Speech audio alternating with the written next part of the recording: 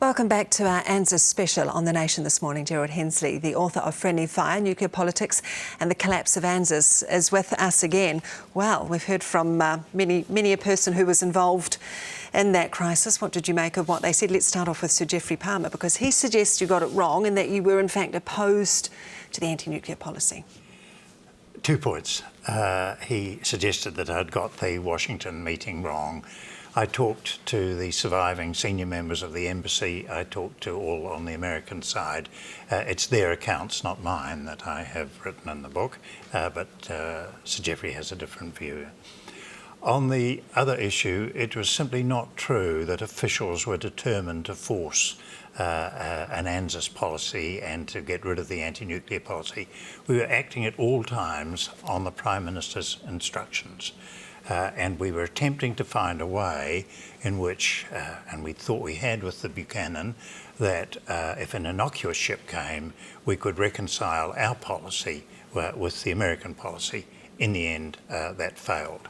But I think there is a very important point which Russell Marshall made, and that is we've tended to see it as a problem purely for New Zealand. It's a classic case of single issue politics. You pursue one issue, the exclusion of everything else, Indeed. And everything else becomes part of the costs. So I think we've got to remember that it wasn't just a fight with the United States, but the whole of Western Europe, Canada, Japan and Australia, of course, were all nervous that if we made a misstep, we would tear a big hole in the Western alliance. Kevin Clements, though, on the domestic front, essentially said it was futile. There was never really going to be an option to have a ship visit because of the, neither confirm nor deny policy by the Americans. Well, I would go more with Russell Marshall, who was in Cabinet, and thought that if it had gone to Cabinet and been properly discussed in a systematic way, he thinks that it might well have been approved. And that was certainly my feeling at the time. There would have been a huge backlash, though, according to Mr Clements. Well, the huge depends on how you... It certainly would have been a very noisy backlash. Protests, indeed. But how big the numbers would have been is another matter. Because even the committee on which Kevin Clements sat concluded that, I think from memory, 52% of those polled, if they had to choose between NCND and ANZUS, they would choose staying with ANZUS and accept the ship visits. Do you think what we heard this morning perhaps suggests that David Lange wasn't playing a double game and telling the Americans one thing and the public another? He was, in fact, trying to buy some time by keeping everybody happy to see if he could get this ship through. Yes, I think that's very plausible. He was a man who liked to feel his way, hated confrontation, did tend to tell people what they liked to hear. So Margaret Pope suggests he did love confrontation. Well, that was not my feeling working for him, and you'd have to ask other people on that.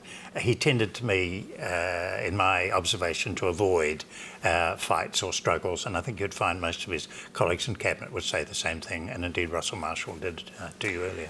Tim Grosser said a while ago, when we look at our foreign policy, we have a lot, he said, to thank the left for. Do you agree with that statement? Well, yes, I don't quite know what Tim was implying. I mean, as a result of the Lange government, I think our economic diplomacy, which Tim has been greatly engaged in, was made a great deal easier. We had a more open economy, freer trade, and more to bargain with and get solutions. So on the economic side. On the other side, though, I think there is a lingering distrust of New Zealand. We were famous for being steady, reliable, small country. As the Singapore Foreign Minister once said, we're stout-hearted people that don't jump about. Then we did jump about on this. We seem to be moody and unreliable. And although we have largely reverted to our traditional foreign policy now, I think there is a lingering nervousness about these rather moody small nation, what they might be capable of if the fit came upon them. So I think it will be some time to overcome that lingering distrust. Gerald Hensley, I appreciate your time. Thank you.